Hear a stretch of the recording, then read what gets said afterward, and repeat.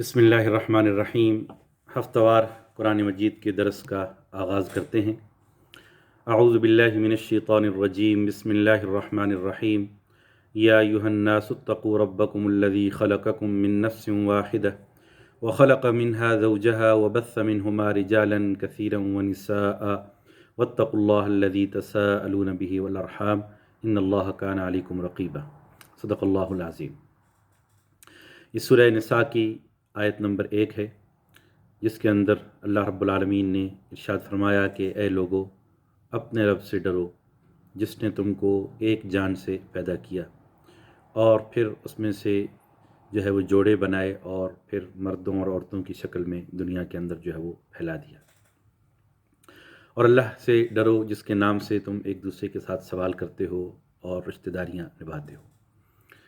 دوسرے مقام پہ فرمایا گیا وَمِنْ آیَاتِهِ أَنْ خَلَقَكُم مِّنْ أَنفُسِكُمْ أَزْوَاجًا لِتَسْكُنُوا إِلَيْهَا وَجَعَلَ بَيْنَكُم مَّوَدَّةً وَرَحْمَةً، اور اس کی نشانیوں میں سے یہ ہے کہ اس نے تمہارے جوڑے بنائے تاکہ تم ایک دوسرے کے ساتھ سکون حاصل کرو اور تمہارے درمیان محبت اور رحم دلی ڈال دی۔ یہ اللہ تعالیٰ کا بہت بڑا انعام ہے کہ اس نے ہمیں دنیا کے اندر ہمیں رشتہ داریاں عطا کیں، والدین کا رشتہ والدین عطا کیے، بہن بھائی عطا کیے، اور یہ رشتے بنائے اس لیے کہ ہم ایک دوسرے کے ساتھ جو ہے وہ تعلقات ان کو نبھائیں۔ اور مقصد ان کے پیچھے یہ ہے، اسلام یہ چاہتا ہے کہ ہم فیملی یونٹ کو مضبوط کریں، اور جتنی ایک فیملی مضبوط ہوگی اتنا ہی معاشرہ بھی مضبوط ہوگا۔ اور بہت سارے آپ دیکھتے ہیں دنیا کے اندر خرابیوں کی جڑ وہ بروکن فیملیز کے نتیجہ جو ہے وہ ہوتی ہے۔ اس وجہ سے ہمارے دین کے اندر بہت اہمیت دی گئی کہ ہم رشتوں کو نبھائیں، تعلقات کو نبھائیں، صلہ رحمی کریں۔ اور جب یہ رشتے نہیں ہوتے تو اس وقت ان کی قدر آتی ہے۔ کتنی لوگوں کو دیکھا گیا ہے کہ وہ بڑے دکھ کے ساتھ کہتے ہیں کاش ہماری اولاد ہوتی۔ کتنی لوگ جو جن کا بھائی نہیں ہوتا، بہنیں دعا کرتی ہیں کاش ہمارا کوئی بھائی ہوتا، اور بھائی دعا کرتے ہیں کاش ہماری کوئی بہن ہوتی، ہم ایک دوسرے کے ساتھ دکھ درد اور یہ چیزیں جو ہے وہ شیئر کرتے ہیں۔ تو یہ اولاد، یہ والدین، یہ بہن بھائی، یہ انکلز اور آنٹیز، یہ اللہ تعالیٰ کا انعام ہے، ان کی قدر کرنی چاہیے، ان تعلقات کو، رشتوں کو نبھانا چاہیے۔ اور جب یہ چیز ہوتی ہے تو مشکل اور پریشانی میں انسان بہت جو ہے وہ مشکل مراحل کو آسانی سے حل جو ہے وہ کر سکتا ہے۔ مصیبت کے وقت مصیبت آدھی رہ جاتی ہے۔ اگر کوئی دکھ درد بانٹنے والا ہو، اگر ہم بیمار ہوں کوئی عادت کرنے والا ہو، کوئی پریشانی آ جائے اس پریشانی کے اندر کوئی مدد کرنے والا ہو، کوئی زخم لگ جائے اس پر کوئی مرہم جو ہے وہ رکھنے والا ہو، اور مصیبت اور پریشانی کے اندر، غم کے اندر کوئی تعزیت کرنے والا ہو، کوئی تسلی کرنے والا ہو، کوئی غم کو بانٹنے والا ہو، تو یہ تبھی ممکن ہے کہ جب ہم صلہ رحمی کو برقرار رکھیں۔ حدیث مبارکہ کے اندر آتا ہے، بخاری شریف کی حدیث ہے، من احب ان یبسط له فی رزقہ وینسى له فی اثرہ فلیصل رحمہ۔ جو شخص یہ چاہتا ہے کہ اس کے رزق میں کشادگی ہو اور اس کی عمر میں برکت ہو، اسے چاہیے کہ وہ صلہ رحمی کرے، رشتہ داریوں کو اور تعلقات کو جو ہے وہ قائم رکھے۔ اور فرمایا کہ یہ ایک ایسا عمل ہے کہ اللہ تعالیٰ دنیا کے اندر ہی اکثر اس کا ثواب دے دیتے ہیں۔ اور اسرع الخیر ثوابا البر وصلۃ الرحم، بہت ساری نیکیوں کا ثواب تو آخرت کے اندر ملتا ہے، اور دنیا تو ایک امتحان ہے، دنیا مزرعۃ الآخرہ، لیکن اللہ تعالیٰ بعض چیزوں کا اثرات اور برکات دنیا کے اندر ہی عطا کر دیتے ہیں، اور ان میں سے ایک صلہ رحمی ہے۔ اور فرمایا کہ ایک اور حدیث کے اندر آتا ہے کہ دو چیزیں ایسی ہیں، گناہ ایسے ہیں ان کا اکثر دنیا میں ہی سزا مل جاتی ہے۔ ایک ظلم، مظلوم کی دعا فوراً اللہ کی عرش تک جو ہے وہ پہنچتی ہے، کسی کے ساتھ زیادتی نہ کرو۔ اور اسی طرح جو ہے وہ قطع رحمی، تعلقات کو توڑنا، قطع رحمی کرنا، یہ اس کا گناہ بھی اور اس کا وبال بھی اکثر دنیا کے اندر ہی انسان محسوس کر لیتا ہے اور اس کو سزا مل جاتی ہے۔ نبی اکرم صلی اللہ علیہ وسلم نے ایک حدیث مبارکہ کے اندر فرمایا انا زعیم ببیت فی ربض الجنہ لمن ترک المراء وان کان محقا، میں اس شخص کو جنت کے مضافات میں، سراؤنڈنگز میں گھر کی ضمانت دیتا ہوں جو جھگڑے کو چھوڑ دیتا ہے اگرچہ وہ حق پر ہی کیوں نہ ہو۔ تو آج فیملی لائف میں چھوٹی چھوٹی باتوں پر جھگڑا، چھوٹی چھوٹی باتوں پر جو ہے ہم ایک دوسرے سے ناراض ہو جاتے ہیں، تو یہ چیز یہ ہے کہ اس چیز کو جو ہے وہ ہٹانا چاہیے، تعلقات کو بچانا چاہیے۔ اور یہ ایک ٹو وے سسٹم ہے، یہ ون وے سسٹم نہیں ہے کہ ایک آدمی سیکریفائز کرتا رہے اور دوسرا اپنی ضد پر جو ہے وہ اڑا رہے۔ یہ ون وے سسٹم نہیں، یہ ٹو وے سسٹم ہے۔ ہمیں یعنی اس چیز کو یہ نقطہ ذہن کے اندر جو ہے وہ رکھنا چاہیے۔ ویسے تو انسانی مزاج مختلف ہوتے ہیں، اللہ نے بنائے ہی مختلف ہیں، بلکہ حدیث مبارکہ کے اندر تو یہ بھی آتا ہے کہ اللہ تعالیٰ نے آسمان پر 2 فرشتے بنائے، ایک سختی کرنے والا ہے اور ایک نرمی کرنے والا ہے، اور دونوں صحیح ہیں۔ سختی کرنے والے جبریل ہیں اور نرمی کرنے والے میکائیل علیہ السلام ہیں، اور دونوں صحیح ہیں۔ فرمایا کہ 2 نبی بھیجے، ایک سختی کرنے والے ہیں، ایک نرمی کرنے والے ہیں، اور دونوں صحیح ہیں۔ سختی کرنے والے ابراہیم علیہ السلام اور نرمی کرنے والے نوح علیہ السلام، دونوں صحیح ہیں۔ اور اس طرح فرمایا 2 ساتھی ہیں، 2 صحابی ہیں، ایک سختی کرنے والے ہیں، ایک نرمی کرنے والے ہیں، اور دونوں صحیح ہیں۔ سختی کرنے والے عمر رضی اللہ تعالیٰ عنہ دین کے معاملے میں، اور اسی طرح جو ہے ابو بکر رضی اللہ تعالیٰ عنہ نرمی کرنے والے، دونوں جو ہے فرمایا کہ جو صحیح ہیں۔ تو یہ انسانی مزاج کے اندر یہ باتیں ہوتی ہیں، کوئی ذرا سختی پسند ہوتا ہے، مزاج کے اندر تھوڑی شدت ہوتی ہے، کوئی نرمی ہوتی ہے، تو ان دونوں کے اندر کمپرومائز کرنا، یہی تعلقات کو نبھانا ہے اور اسی کی کوشش کرنی چاہیے۔ اس لیے کہ انسانی مزاج مختلف ہے، ہر انسان دوسرے سے الگ ہے، ہر انسان کی آواز دوسرے سے مختلف ہے، ہر انسان کا لہجہ دوسرے سے مختلف ہے، ہر انسان کی شکل دوسرے سے مختلف ہے، ہر انسان کی طبیعت دوسرے انسان سے مختلف ہے، ہر انسان کے فنگر پرنٹس دوسرے سے الگ ہیں، ہر انسان کا ڈی این اے دوسرے سے جو ہے وہ الگ ہے۔ تو اختلاف تو فطری چیز ہے، خاوند کا مزاج اور ہوگا، بیوی کا مزاج اور ہوگا، بھائیوں کا مزاج اور ہوگا، بیٹوں کا مزاج اور ہوگا۔ تو یہ حق پر ہوتے ہوئے بھی، اپنی رائے کو انسان دیتے ہوئے بھی، دوسروں کے جو ہے رائے کا احترام کرتے ہوئے انسان ان تعلقات کو نبھانا چاہیے۔ اور اس کے اندر سب سے اہم چیز یہ ہے کہ قربانی، سیکریفائز، جس کو اسلام کی ٹرمینالوجی کے اندر ایثار کہتے ہیں، ایثار۔ We have to make sacrifice to save our relationships. تو اچھائی جو ہے وہ کرنی چاہیے، اور اگر بالفرض کوئی برا سلوک ہوتا ہے اور جو ہے وہ رشتہ داروں کی طرف سے مصیبتیں آتی ہیں، تکالیف آتی ہیں، تو اس پر بھی نبی اکرم صلی اللہ علیہ وسلم نے ایک حدیث کے اندر وضاحت فرمائی، حضرت ابو ہریرہ رضی اللہ تعالیٰ عنہ راوی ہے۔ نبی اکرم صلی اللہ علیہ وسلم نے فرمایا کہ ایک شخص نے عرض کیا، یا رسول اللہ، میرے کچھ رشتہ دار ہیں، میں ان کے ساتھ اچھا سلوک کرتا ہوں، وہ میرے ساتھ برا سلوک کرتے ہیں، میں صلہ رحمی کرتا ہوں، وہ قطع رحمی کرتے ہیں، میں جو ہے وہ اچھائی کرتا ہوں، وہ میرے ساتھ برا سلوک کرتے ہیں۔ تو فرمایا کہ نبی اکرم صلی اللہ علیہ وسلم نے فرمایا کہ اگر ایسا ہی ہے جیسا تم کہہ رہے ہو، تو تم ان کے منہ میں گرم راکھ بھر رہے ہو، اور اللہ کی طرف سے ایک مددگار تمہارا موجود رہے گا جب تک تم اسی رویے پر عمل کرتے رہو گے۔ تو یہ بہت بڑا ایک نکتہ ہے، ان اصل من قطعک، کہ تم اس سے جڑو جو تم سے کٹنا چاہتا ہے۔ لا يدخل الجنت قاطع، تعلقات کو توڑنے والا وہ جنت میں داخل جو ہے وہ نہیں ہوگا۔ تو آج گھر گھر کے اندر لڑائیاں ہیں، برادریوں کے اندر لڑائیاں ہیں، محلوں کے اندر لڑائیاں ہیں، دوستوں کے اندر لڑائیاں ہیں، فیملیز کے اندر، اور تعلقات بالکل ایک رسمی رہ گئے ہیں، رشتے ٹوٹ رہے ہیں، گھر جو ہے وہ اجڑ رہے ہیں۔ یہ یاد رکھنا چاہیے کہ دینداری جو ہے وہ نماز روزے کے ساتھ ساتھ باقی حقوق و فرائض کو پورا کرنے کا بھی نام ہے۔ والدین کے حقوق، بچوں کے حقوق، فیملیز کے حقوق، یہ بھی ہمارے دین کا حصہ ہیں۔ آج بدقسمتی سے ان پر توجہ نہ ہونے کی وجہ سے ہم بہت سارے حقوق کے اندر کوتاہی کر کے گناہ گار جو ہے وہ ہو رہے ہیں۔ تو یہ چیز ان وجوہات پر نظر رکھنی چاہیے کہ کون سی چیز ہے کہ جو ان چیزوں کو بگاڑ رہی ہے۔ اس کا جو ایک پہلا سبب ہے وہ یہ ہے کہ عموماً ہم حقوق تو مانگتے ہیں، لیکن اپنے فرائض ان کو پورا کرنے کے لیے تیار نہیں ہیں۔ We want to extract our rights but we do not want to fulfil our obligations.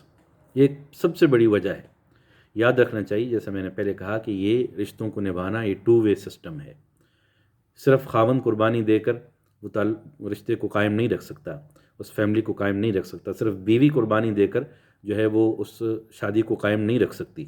یہ دونوں طرف سے قربانی دی جائے گی، ایثار ہوگا، تو تب یہ جو ہے تعلقات جو ہے وہ آگے چل سکتے ہیں. اس لیے کہ ہر رشتہ چاہے وہ چھوٹا ہے چاہے بڑا ہے وہ قربانی مانگتا ہے، سیکریفائس مانگتا ہے. کہتے ہیں نا کہ کھانا، خوراک یا کوئی بھی چیز وہ تین قسم کی ہے، ایک ظلم کا کھانا اور ایک عدل کا کھانا اور ایک جو ہے وہ ایثار کا کھانا، سیکریفائس.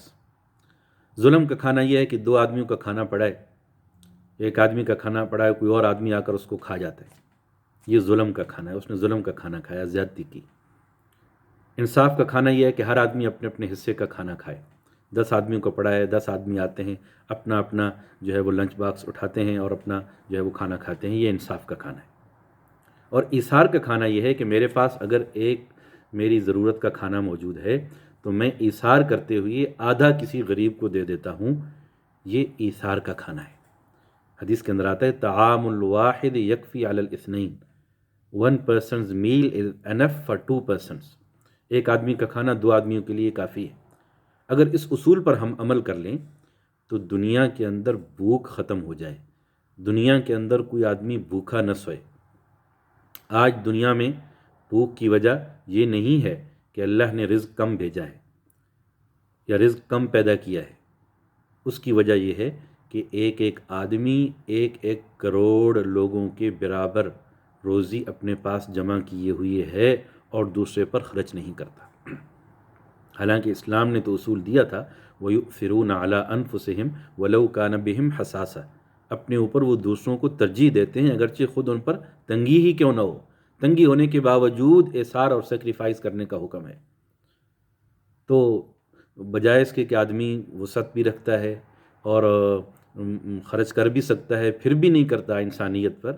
بھوکے انسان مر رہے ہیں، پیاسے مر رہے ہیں اور دل میں کوئی تڑپ پیدا نہیں ہوتی، ان کو اپنا 10% شیئر بھی نہیں دیتا، اس میں سے 2.5% شیئر بھی نہیں دیتا، تو پھر وہ بندہ زیادتی کرتا ہے. اگر وہ زکوٰۃ بھی نہیں دے رہا تو اور زیادتی کر رہا ہے. تو لہٰذا یہ ضروری ہے کہ ایثار کا جذبہ جو ہے وہ پیدا کیا جائے، انسانیت کو زندہ جو ہے وہ رکھا جائے، رشتوں کو ٹوٹنے سے بچایا جائے. اس وجہ سے ہمارے دین کے اندر کوئی غریب رشتہ دار ہے اس کی مدد کرنے پر دوہرا اجر ملتا ہے، زکوٰۃ دینے کا بھی ثواب، صدقہ دینے کا بھی ثواب اور صلہ رحمی کا بھی ثواب. تو یہ پہلا ایک عمل ہے کہ سیکریفائس یہ کرنا چاہیے، تب یہ رشتے برقرار رہیں گے. اور دوسرا سبب یہ ہے کہ عموماً ہمارا ایک مزاج بن جاتا ہے ہمارے کلچر کے اندر کہ گھر کا جو سربراہ ہوتا ہے وہ یہ چاہتا ہے کہ میری مرضی کے بغیر گھر میں ایک پتہ بھی نہ ہلے، اور وہ گھر کو بالکل ایک ڈکٹوریل انداز میں چلاتا ہے، اور جو ہے اس کی وجہ سے مسائل جو ہے وہ پیدا ہوتے ہیں. عموماً جو آبزرو کیا گیا ہے کہ فیملیز میں 3 فیز آتے ہیں. پہلا فیز وہ ہے کہ جیسا میں نے کہا کہ گھر کا سربراہ وہ گھر کا سربراہ ہے، گھر کے اندر اس کی مرضی کے بغیر پتہ بھی نہیں ہل سکتا، کوئی نہ اس کی مرضی کے بغیر آ سکتا ہے نہ جا سکتا ہے. یہ جب دور ختم ہوتا ہے تو کچھ عرصے کے بعد دوسرا فیز شروع ہو جاتا ہے، جب بچے بڑے ہو جاتے ہیں. اب وہ ماں ان سے چونکہ زیادہ محبت کرتی ہے، وہ ماں سے زیادہ مانوس ہے، باپ کی سختی سے وہ نالاں ہیں، تو عملاً وہ ماں کا حکم چلتا ہے، اور والد کا رول وہ سیریمونیل رہ گیا ہے، علامتی رہ گیا ہے. وہ اب کچھ کرنا بھی چاہے تو نہیں کر سکتا، بیوی بچے آگے سے بلاک بنا دیتے ہیں، کچھ نہیں کرنے دیتے. یہ دوسرا فیز ہے. اور اب تیسرا فیز وہ آتا ہے کہ بچے بڑے ہو گئے ہیں، شادی شدہ ہو گئے ہیں، تو گھر میں ساس بہو کے جھگڑے جو شروع ہو جاتے ہیں، ماں کا کنٹرول اب پھر ختم ہو گیا، بچے اپنے مرضی کر رہے ہیں، ماں باپ کو پوچھتے بھی نہیں. یہ کیوں کہ پہلے اتنی سختی کی گئی تھی کہ اب وہ اس سختی سے نالاں ہو کر آزادی چاہتے ہیں. تو اگر شروع میں ہی تھوڑا بیلنس رکھا جائے تو یہ باقی جو سیکنڈ اور تھرڈ فیز ہے اس کے اندر بیلنس جو ہے وہ برقرار جو ہے وہ رکھا جا سکتا ہے. اس وجہ سے جو ہے وہ ہمیں ایثار کا جذبہ، قربانی کا جذبہ جو ہے وہ رکھنا چاہیے. اور اس کے اندر ایک حضرت ابراہیم علیہ السلام سے ایک حکایت منسوب ہے، کئی دفعہ آپ نے سنی ہوگی، کئی دفعہ ہم نے اس کو پڑھا ہے، کہ وہ بہت مہمان نواز تھے. ایک دفعہ کھانے کے وقت ان کو کچھ نہیں ملا، کوئی مہمان نہیں آیا، تو انہوں نے گلی میں سے باہر سے ایک آدمی کو دیکھا کہ کوئی جا رہا ہے، تو ایک آدمی گزر رہا تھا، اس کو بلایا، ہاں بھی کھانے کے اندر شریک ہوتے ہیں.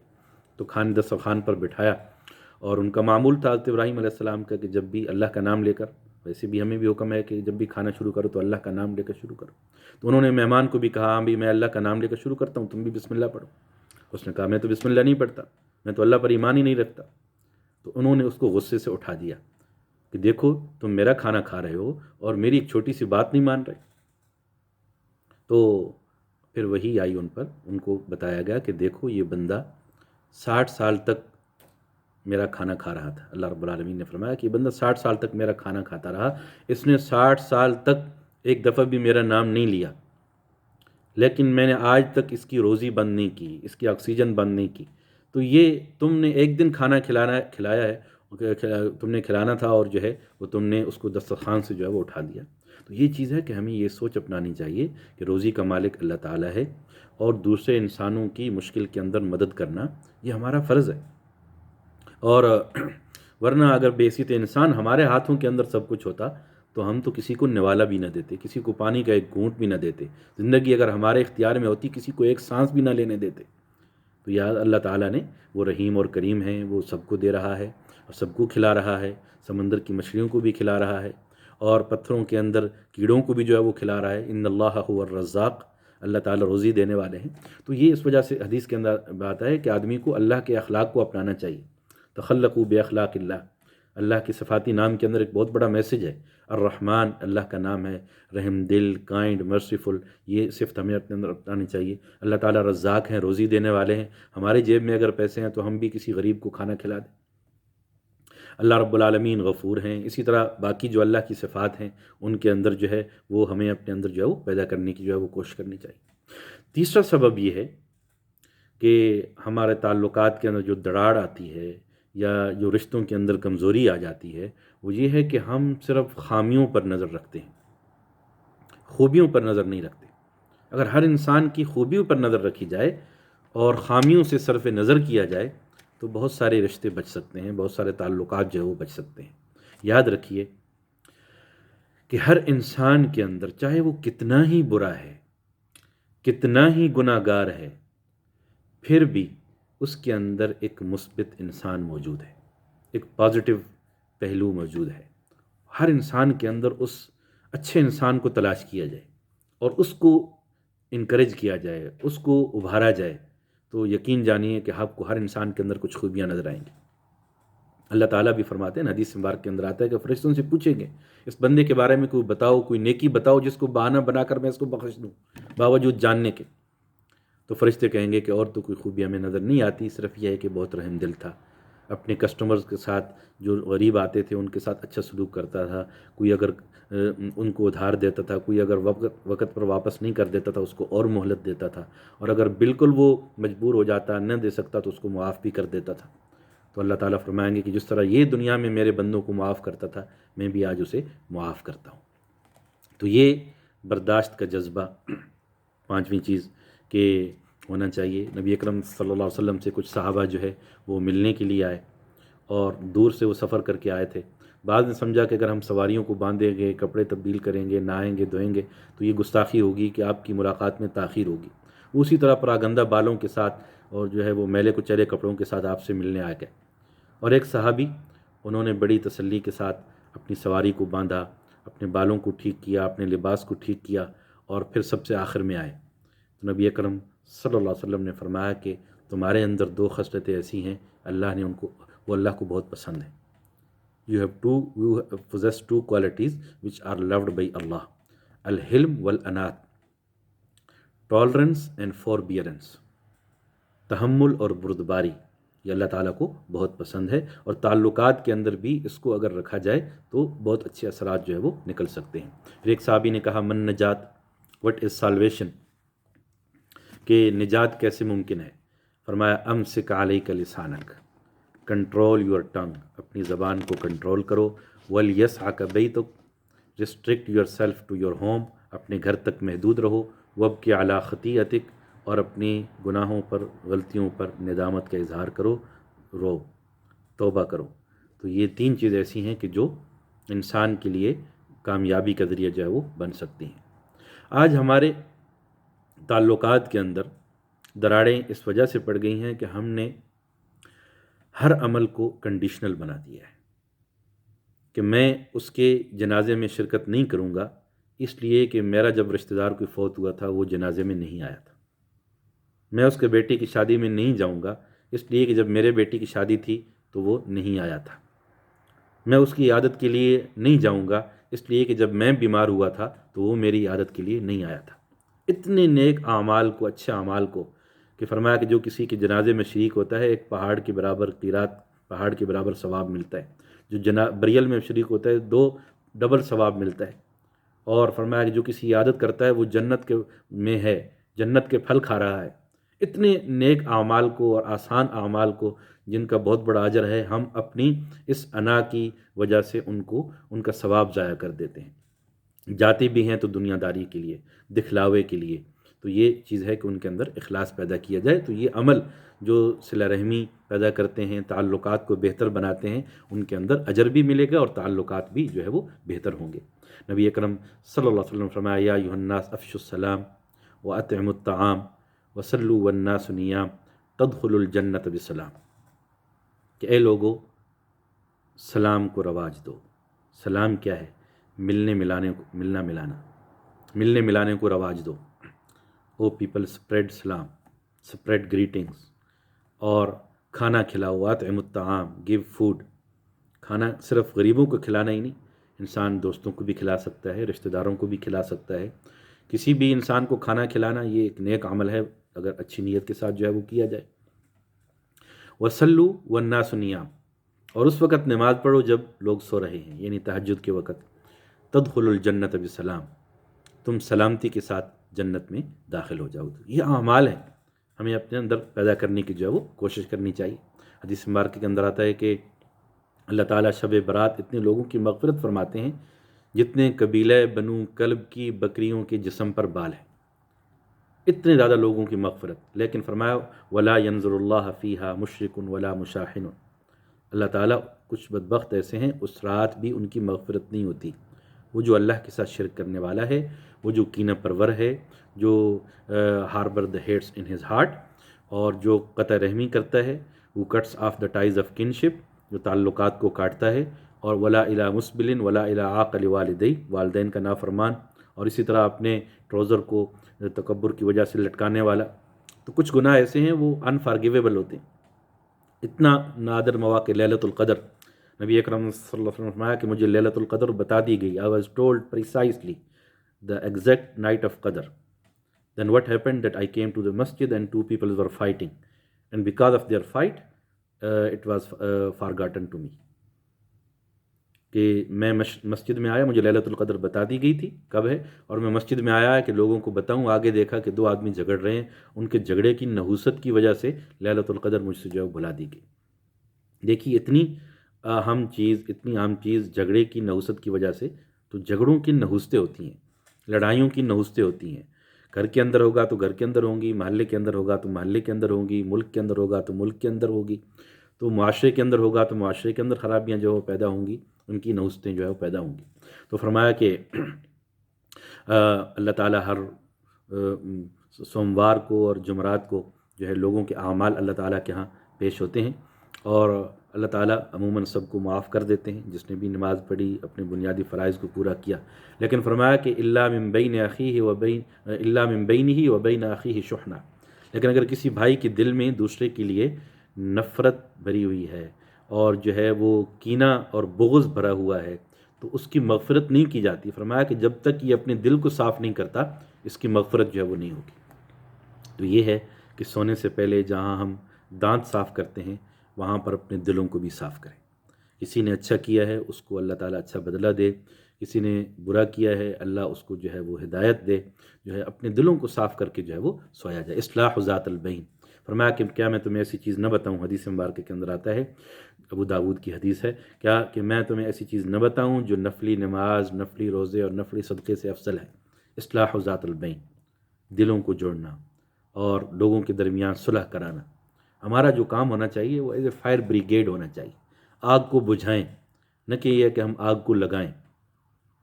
تو لہٰذا اپنے رویوں میں تبدیلی پیدا کرنے کی جو ہے وہ ضرورت ہے، اور اگر انسان یہ سمجھے کہ میرے رویے سے اور جو ہے وہ میرے کسی عمل سے جو ہے یہ چیز خرابی آ رہی ہے گھر کے اندر، فیملی کے اندر، برادری کے اندر، تو انسان کو اپنے رویے کو چینج کرنے، اس کو جو ہے وہ تبدیلی، اصلاح کی فکر جو ہے وہ کرنا چاہیے۔ اور بعض دفعہ کیا ہوتا ہے کہ ایک ہی بات ہوتی ہے، اس کو کہنے کا طریقہ مختلف ہوتا ہے۔ وہ کہتے ہیں ہارون الرشید بادشاہ نے ایک خواب دیکھا کہ اس کے سارے دانت گر گئے ہیں، تو معبرین کو اس نے بلایا، ایک معبر کو بلایا کہ تم بتاؤ اس کی تعبیر کیا ہے۔ تو وہ سادہ انداز میں اس نے سیدھی بات کر دی، اس نے کہا کہ بات یہ ہے کہ یہ تو بہت برا خواب ہے، آپ کے دانت گر گئے ہیں، اس کا مطلب یہ ہے کہ آپ کے سارے رشتہ دار آپ کی نظروں کے سامنے مریں گے، آپ سب کے جنازے اٹھائیں گے۔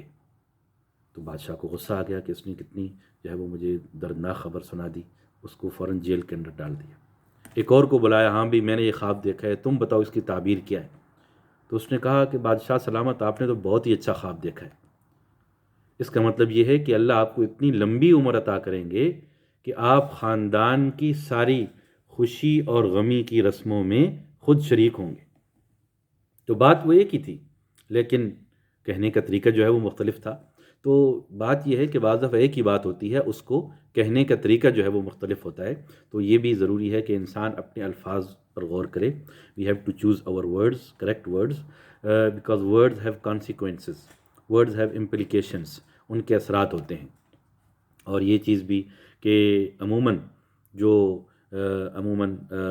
باہمی تعلقات کے اندر یہ دراڑیں آتی ہیں، ہمارے رویے، ہمارے اخلاق جو ہے، ہماری گفتگو، ہماری زبان، تو اس کے اندر بھی احتیاط کرنے کی ضرورت ہے۔ اللہ رب العالمین نے یہ زبان دی، اللہ تعالیٰ کا بہت بڑا انعام ہے۔ الم نجعل لہ عینین ولسانا وشفتین وہدیناہ النجدین، کیا ہم نے انسان کو دو آنکھیں، did we not give him two eyes and two lips and one tongue, اور وہدیناہ النجدین، and we have shown him two ways, the right one and the wrong one۔ So یہ ہر انسان کو دونوں راستے بتا دیے، دو آنکھیں بھی دے دیں، زبان بھی دے دی، ہونٹ بھی دے دیے، اور دونوں راستے بھی دکھا دیے۔ تو فرمایا کہ اب انسان اس کو ذمہ داری کا مظاہرہ جو ہے وہ کرنا چاہیے۔ قولوا للناس حسنا، ہمیشہ لوگوں کے ساتھ اچھے اخلاق سے، اچھے رویے کے ساتھ جو ہے وہ بات کرو۔ اور عموماً ہم مجلسوں کے اندر بیٹھتے ہیں، غیبت کرتے ہیں، بہتان کرتے ہیں، زبان کا غلط استعمال کرتے ہیں، اور اکیوزو لینگویج یوز کرتے ہیں، تو اس کے اثرات بہرحال ہوتے ہیں، تو اس سے بچنا چاہیے۔ وہ بندہ نبی سن رہا ہو، پھر بھی انسان کبیرہ گناہ کا مرتکب کر رہا ہے، اور سنے گا، اسے پتہ لگے گا، تو بالکل وہ ساری زندگی کے لیے اس کے دل پر ایک بات جو ہے وہ بیٹھ جائے گی۔ اس وجہ سے کہتے ہیں جراحات السنان لها التیام ولا یلتام ما جرح اللسان، نیزوں کا زخم بھر جاتا ہے لیکن زبان کا زخم جو ہے وہ نہیں بھرتا۔